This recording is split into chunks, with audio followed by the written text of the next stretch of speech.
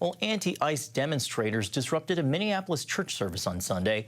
They entered the sanctuary of City's Church, a Southern Baptist congregation, and began chanting just as the service began. Protesters claim that a church leader is also an ICE official in the St. Paul field office.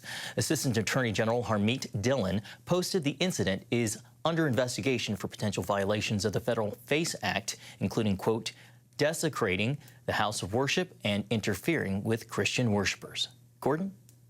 Well, this is definitely crossing a line where you come in with an ICE protest to a Baptist church and begin chanting and disrupting the service. It also shows there's obvious coordination on these protests, and they're designed to be a stunt. They're designed to be a publicity event.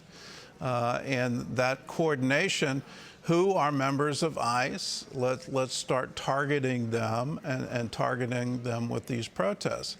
We've seen it from the left before, all the way back to Proposition 8 in California.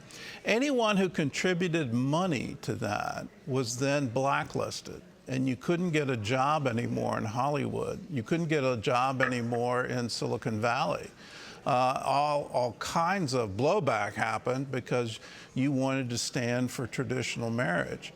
Well, now we're seeing with ICE, and it just justifies why they're wearing these masks and trying to keep their identities secret. If your own civilian population is then going to target you for retribution, well, what else are you supposed to do? We're a nation of laws, and in that nation of laws, there are laws against illegal immigration. That's why we call it illegal immigration. And in enforcing those laws, we can't expect the illegal immigrant to willingly say, well, I'll just pack up and leave, and sorry that I broke the law.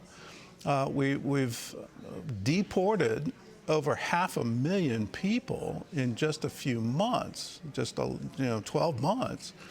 And it's now into stages where, am I uncomfortable with some of the tactics of ICE? Yes. Did ICE invade a church service in North Carolina? Yes.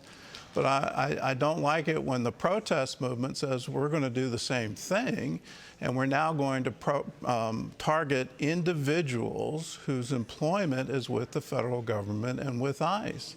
That's not a culture that we need to in any way encourage. That shouldn't be happening. It shouldn't be happening right here in the United States.